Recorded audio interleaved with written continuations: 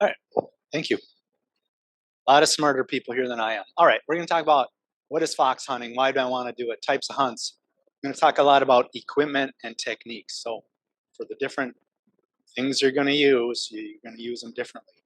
Oftentimes, for fox hunting, you might need a couple of things to find the fox. I'm going to touch a little bit on maps and bearings. I'm going to touch a little bit about when it's your turn to hide the fox.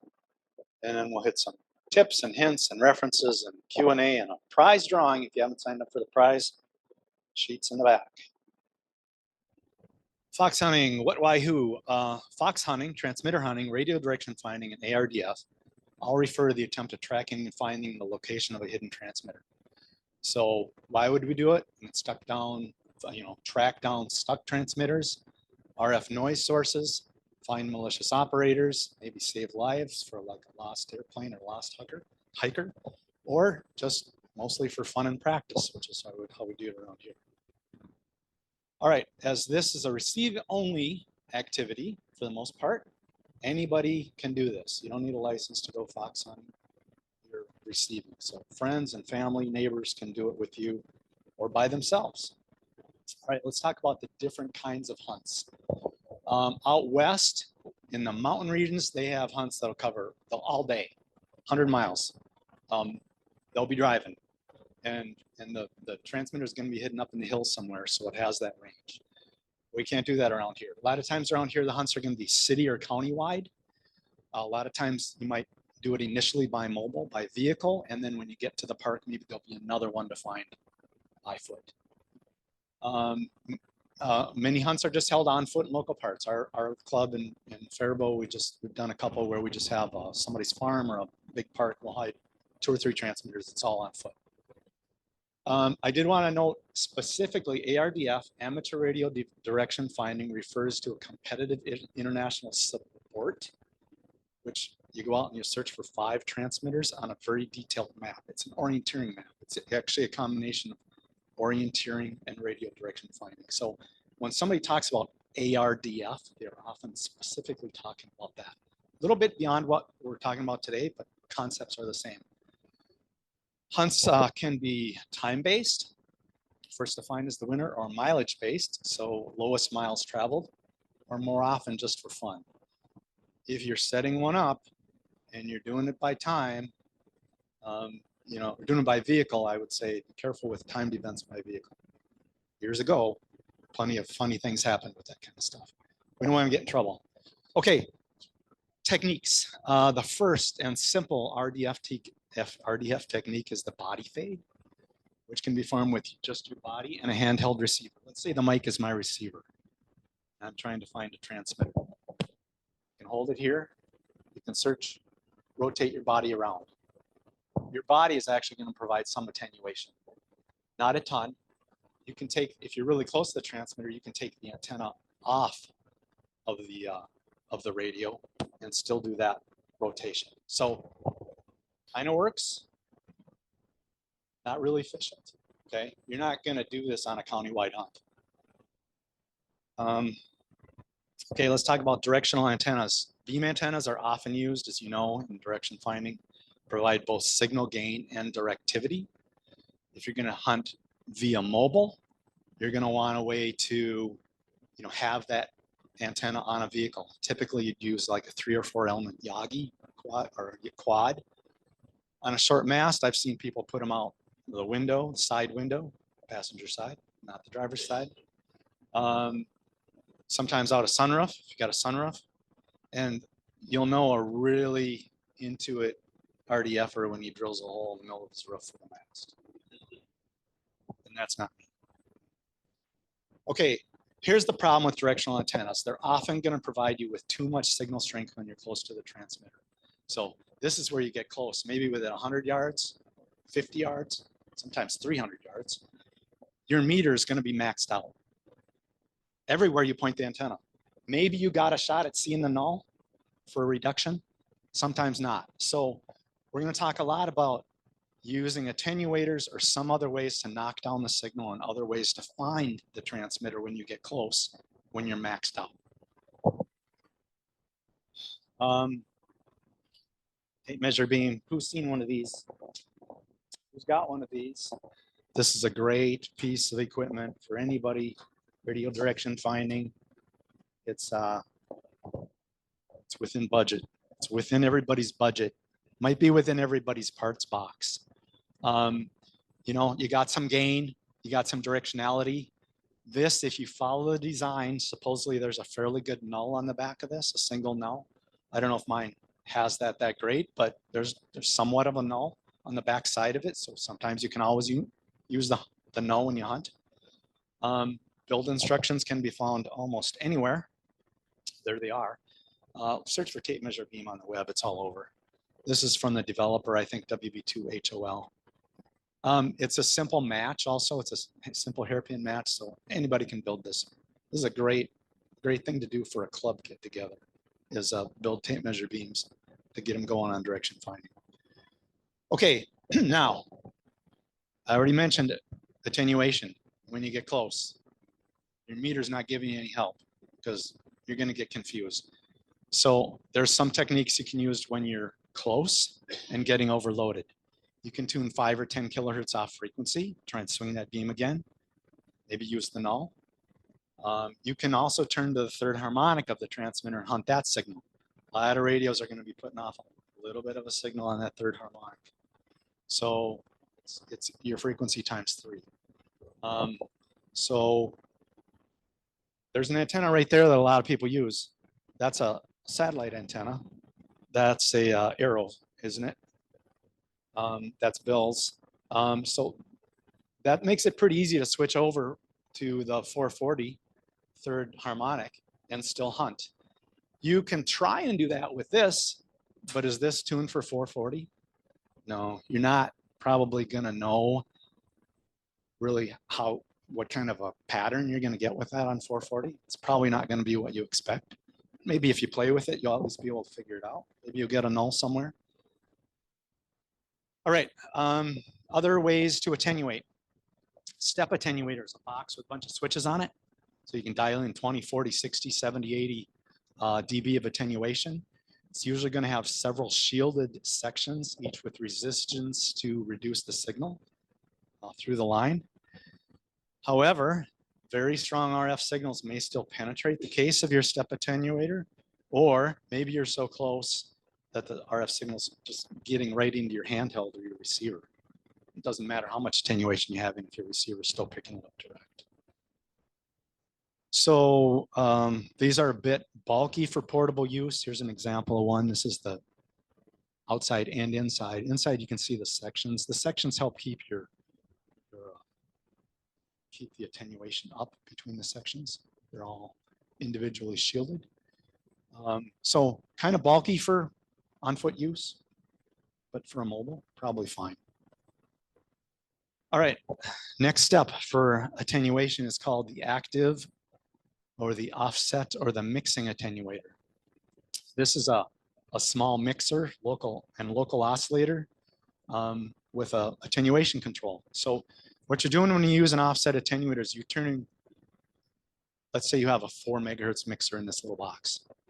You're tuning 4 megahertz off your hunt frequency. This is mixing in 4 megahertz with it. So now you tune your radio up 4. And with this adjustment knob on the front, you can actually vary the level of RF that gets into your radio at that new frequency. So you're 4 megahertz off.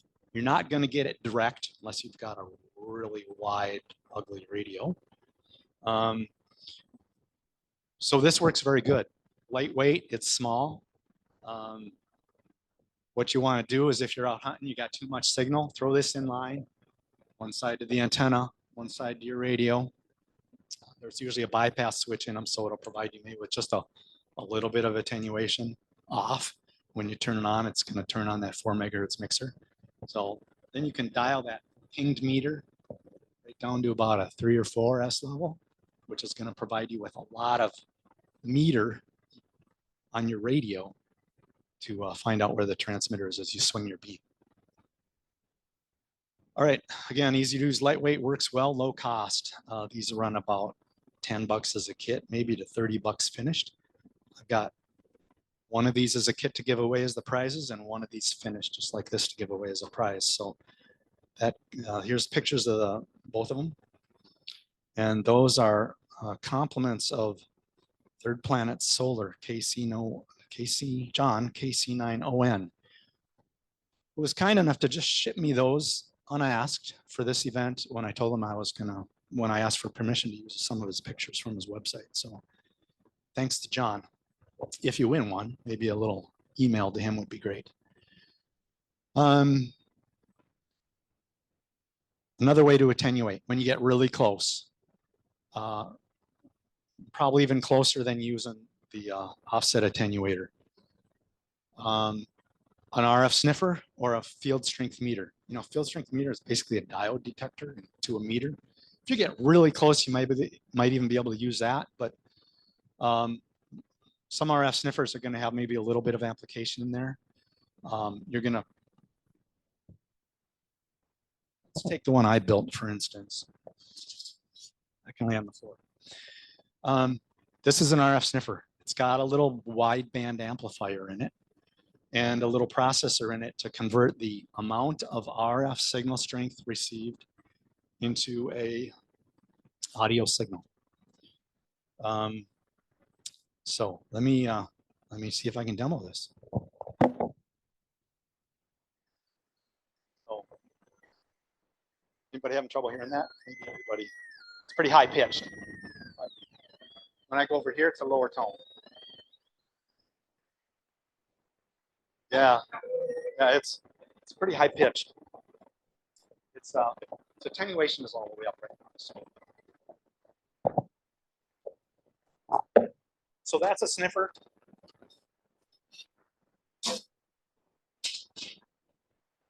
That's a demo of a sniffer. Again, close range. I've had it working out to about a half a mile, but that's on maybe a 5-watt transmitter on a good antenna. If you're on something like that, at least a couple hundred yards. So good when you get in close and you get overloaded with the other stuff. Let's see. The disadvantage here is it's not on a certain frequency. I have a filter in there that's pretty tight for 2 meters. So it's going to cut out the 470 stuff and it's going to cut out the FM broadcast stuff. But if you've got close by VHF transmitters, it's going to sense to them also.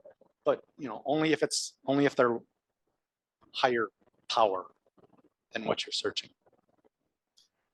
All right, let's see where we go next here. As you kind of saw, you kind of heard, pretty high pitch, but it's very fast and intuitive to search with that. You can walk and listen. Look where you're watching. You don't have to look down at a meter and swing the beam. So you walk and you swing the beam and you just keep going a higher pitch. It's very fast. All right, so there's that, what I just demonstrated on the left. And then I found something new on the web just a couple of months ago. This is like on eBay. This is like on AliExpress. This is called an RF field analyzer. Didn't know really what it was. It covers, 2 meter band. It covers 440. No instructions, of course. This is directly from China, but I get it and I play with it. And it's actually got a receiver built right in. It's on weather right now. I can change this to 47. Sorry, I should have brought my glasses.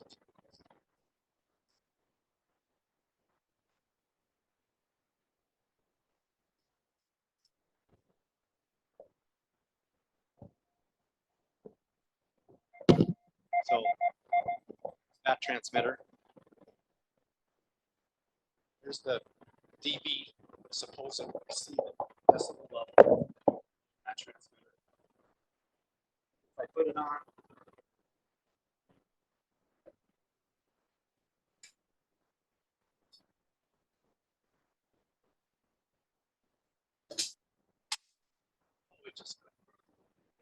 anybody got a handheld?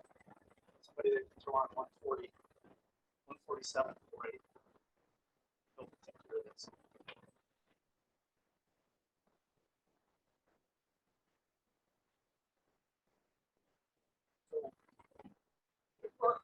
was surprised. It's about $100. It's actually not that. It's, my guess is it's got kind of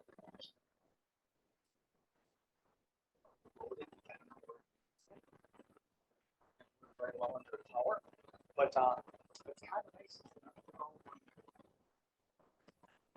Carrying the sniffer, you can have a handle on. So I thought it was kind of interesting, and I was pretty sure it wasn't going to work with the guard. So that's 110. I've got a YouTube channel. It's on both of those things. Okay, next piece of equipment: time difference of arrival.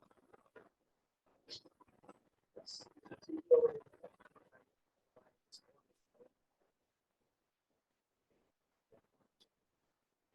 What a TDOA is doing.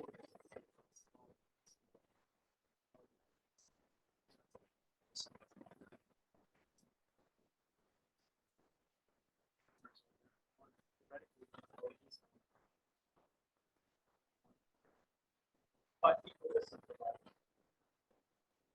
so you get some a little bit better electronics. This one has 5.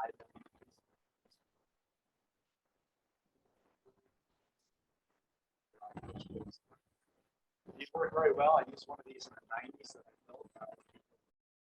We'll go back to audio. I just demonstrated the TDOA. The TDOA can be used portable and in a vehicle. You can stick the mast up through your sunroof again. And but if you don't want to do that, if you're DFing by yourself, which I usually am, I will sometimes take 2 mag mount antennas. Stick 2 mag mount antennas, quarter wavelength apart on the roof, and the equipment will give you. The equipment will show you if the transmitter's, mostly to your left. You might not know whether it's forward or behind you, or mostly to your right or in front of you. You can tell pretty easily if you turn into a clear parking lot, do a turn in the parking lot, you're going to get a bearing. Or if it's mostly to your left, take a left-hand turn. If it's still hard to your left, then it was probably somewhat behind you. So this allows you to DF without jumping out of a car all the time, swinging a beam, and keep moving. All right, the nice thing about TDOAs and Dopplers is they're not going to be typically subject to that signal overload, so you don't need attenuation when you use a TDOA box or a Doppler. Fairly low cost, NZ1J, the board and the processors, he'll send that for $12 and you got about 10, 20 bucks worth of parts to fill it out. The one on the right, 75 bucks available from yours truly. All right, Doppler. Doppler system simulates a rotating antenna. It uses the Doppler effect and some processing to determine the direction. So you have a little display inside your vehicle. It's going to be 4 mag mount antennas on the roof. You don't have to actually physically turn those antennas. It switches between them. It's subject to RF multipath, just like anything else is. You're going to get reflections. If you got a fully blocked signal, those LEDs are just going to be kind of going crazy.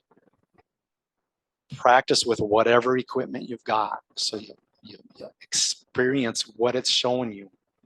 Every time you go out and hunt, you're going to learn something about what that equipment was showing you and why you couldn't find it from where you were before.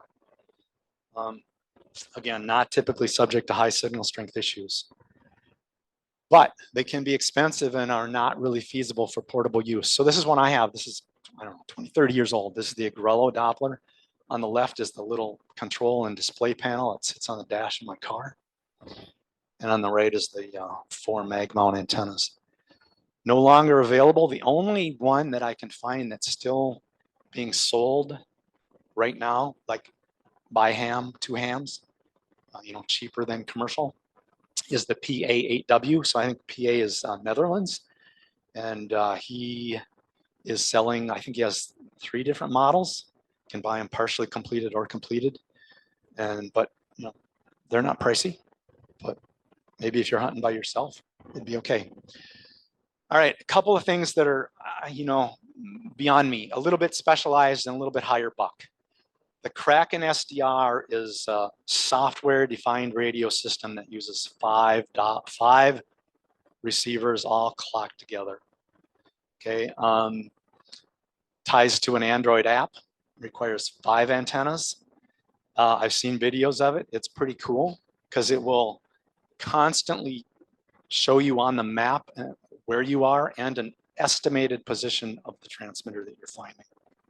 So again, you know, reflections are going to mess that up, but it's kind of interesting. I don't have, part of the reason I don't have it is because I'm not a Linux OS guy, and it sounds like you need to be kind of a Linux competent to set it up and get it running.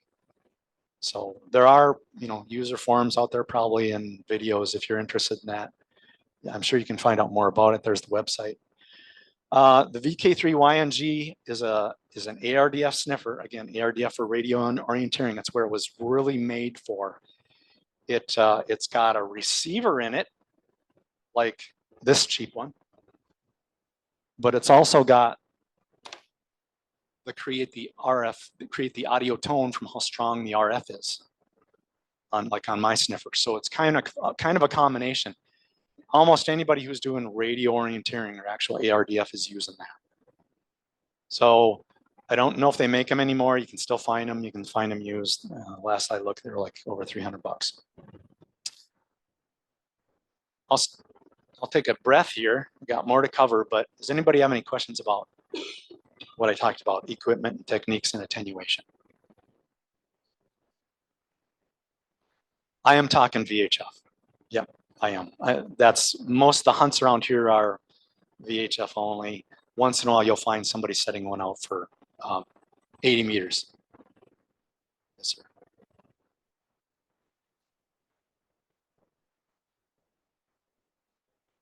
I wouldn't doubt it. I don't know. It's very possible. The antennas look pretty, I won't say, yeah, flimsy is a good word.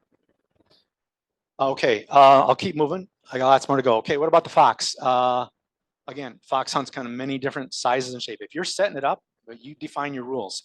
It's good to tell people like if there's a common starting location, what time you're starting and what the search area is. So kind of try and define it for your hunters a little bit. If you're the Fox, you can just park your car in a public place and you get to transmit. If you don't want to be tied to your microphone all the time, you can get a small controller that's automatically going to transmit on a time schedule, ID the transmissions. It's like what I got going over there. Typically your transmissions are going to be, you know, on for 30 to 60 seconds with a similar amount of off time, but you can vary that. Please select your transmit frequency with your care. We don't want you transmitting on a repeater input or 5.2. If you're hiding a transmitter in a public area like that, you want a note on it so nobody calls the bomb squad. Okay. There's an ammo can. I think it's a bomb. Okay. Put a note on it. It's got, this is a transmitter. It's FCC licensed. This is my name. This is what it is. It'll be removed in 12 hours or less. Yeah, there's a lock on. There's a lock available on that one. There's there so you can see what it says. That's mine. It's got a Baofeng handheld in it, a LiPo battery. I can open it up afterwards, and a little controller I built. But you can buy little controllers. The Microfox, you got a Microfox? Bill's got a Microfox. What hidden here now today? It's a transmitter and a controller all in one. 15 milliwatts, pretty low power, but you do a little programming via USB, I think. You turn it on, you tell it go, and you walk away. It's going to go for quite a long time on a 9-volt battery or whatever it is. If you got a Baofeng handheld, that little blue card in the middle screws right to the back. You have to create a couple little wires on mic and a you know, audio microphone. And no matter pretty much whatever kind of radio you have, you can make a special cable to tie to that PIC-Con up there. Obviously needs audio from the radio because you can turn them on and off remotely, most of these. And then of course it'll, for whatever it's sending to the microphone. All right, there's a lot here. I'm gonna skip through this pretty fast, but when you're setting up a fox hunt, especially if you're setting up one with a common start point, a common time for everybody, make sure that there's plenty of signal at the starting point. It's pretty frustrating to everybody if they get to the starting point and 10 o'clock start and where is it? So test it beforehand that they got signal.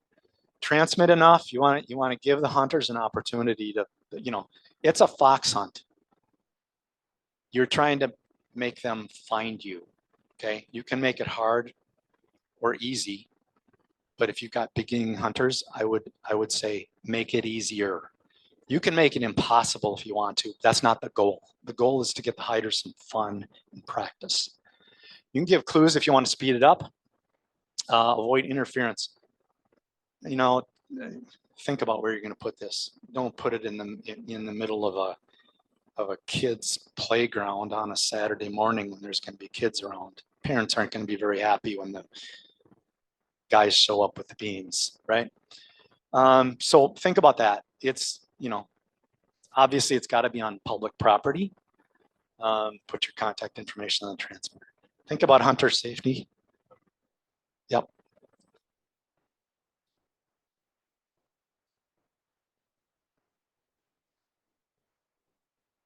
Pokemon. Oh, yeah. Yeah.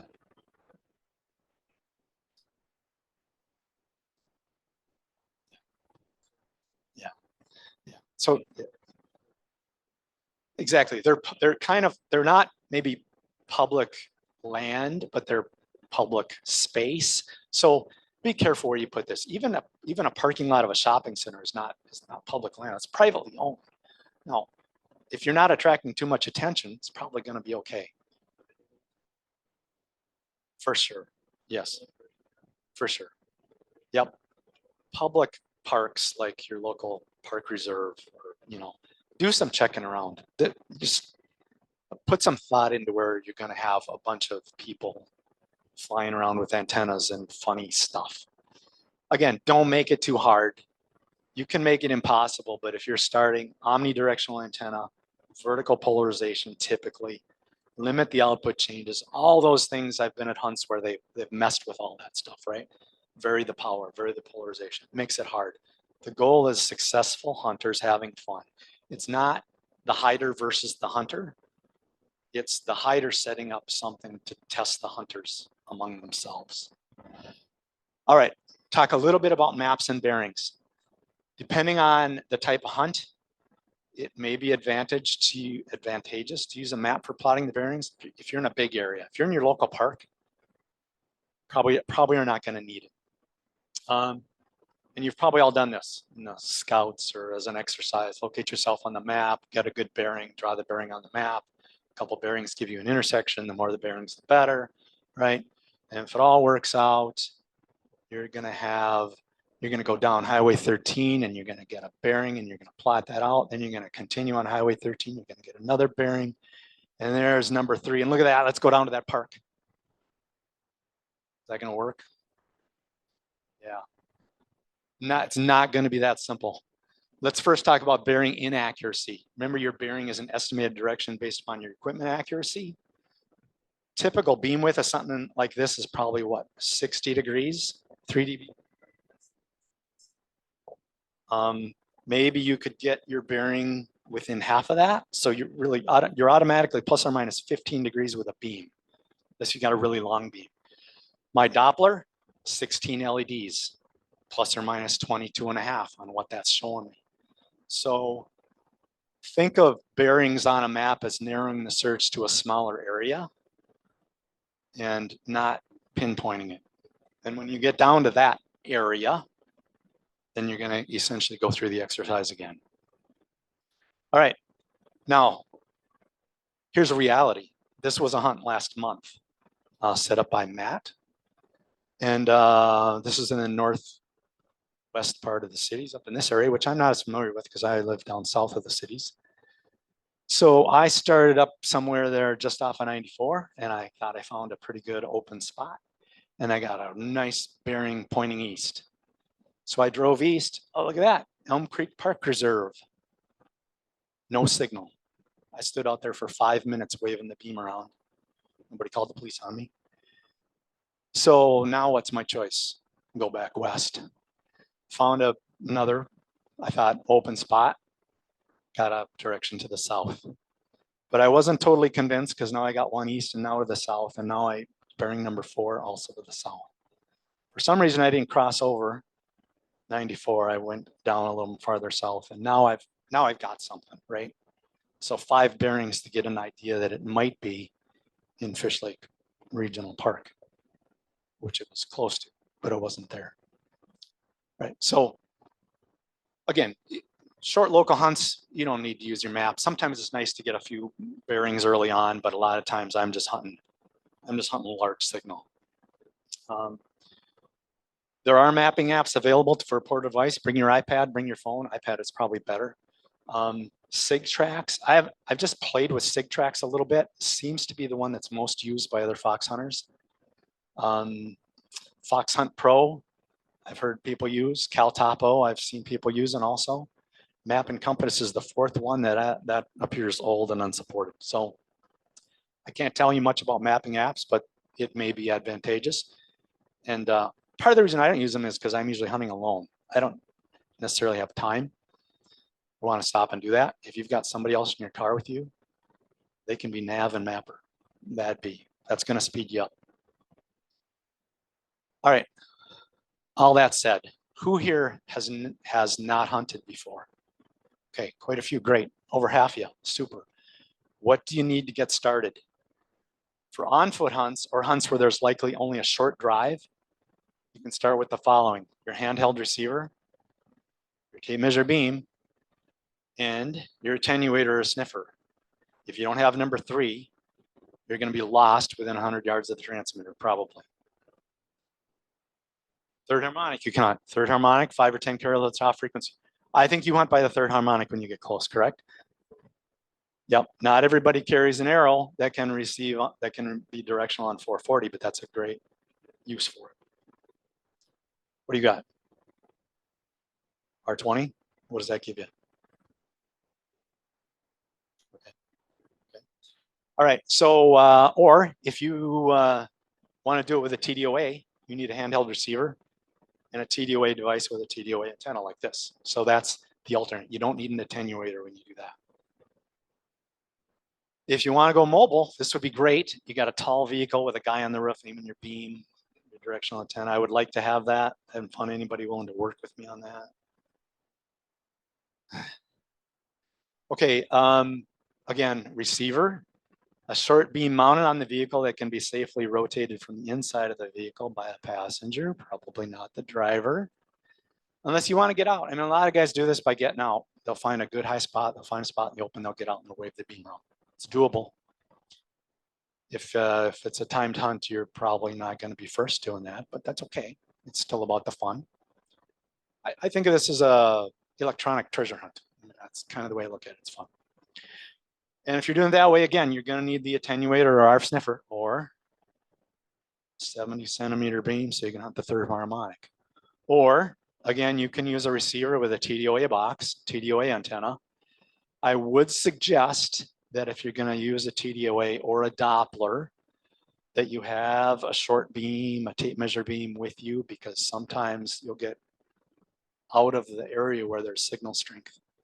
So my TDOA probably must lose a few dB, just the electronics in there. It's not a ton, but sometimes I can't hear the transmission with the TDOA box, but I can hear it if I step out with the beam.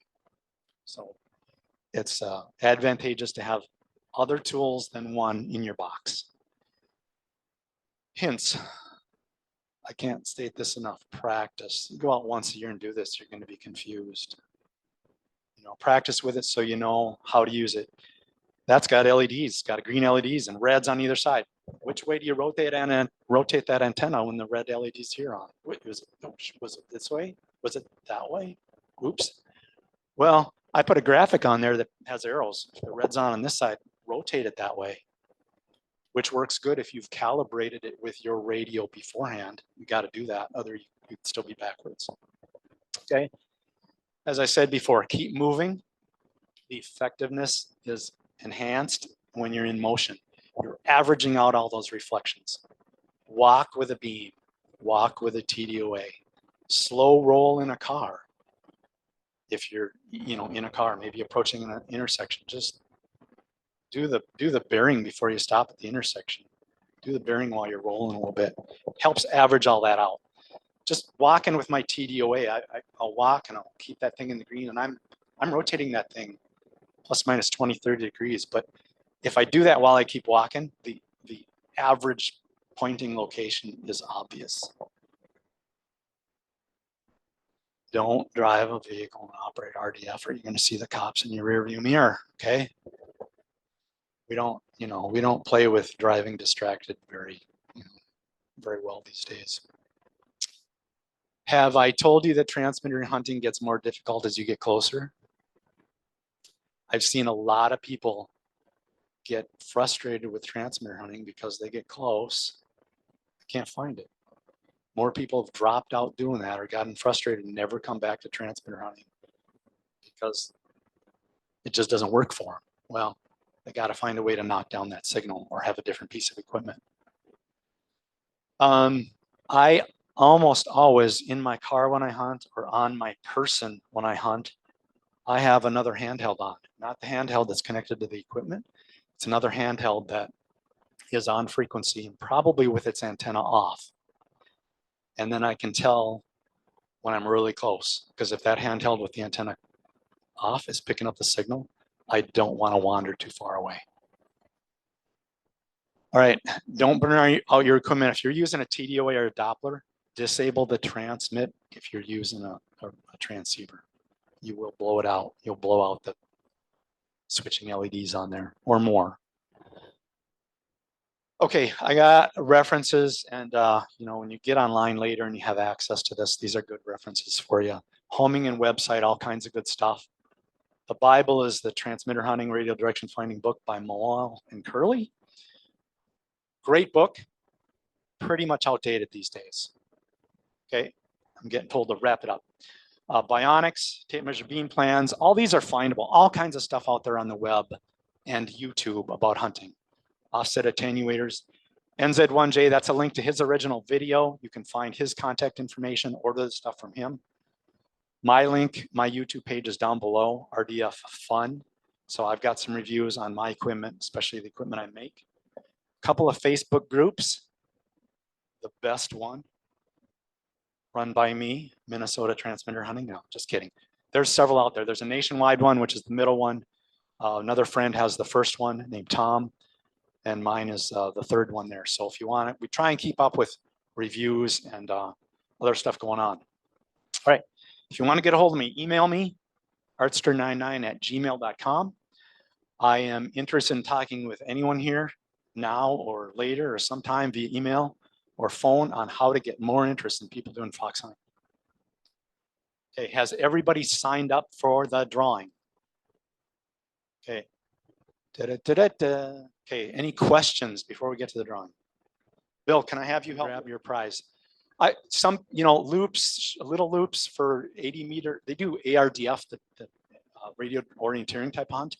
They'll do 80 meters for that, and they'll use loops for that. I haven't seen a lot of people use loops for VHF, UHF. Question over here. There's not a lot of them happening, and that's part of the reason why I set up the Facebook page. So to try and get some information together. A couple of clubs have a fox hunt every year. CMARC puts on typically 2 a year. Some other clubs will do some randomly. Kaiser LTC Matt has started putting a fox out. Bill has put foxes out.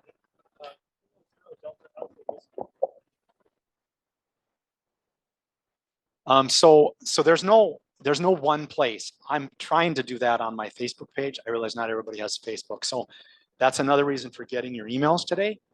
If wanted, I can, send out for some time period, maybe next year, when upcoming hunts are. So try and give you a heads up on that. Watch your local club, watch other clubs' newsletters, Facebook. I don't know what else to tell you.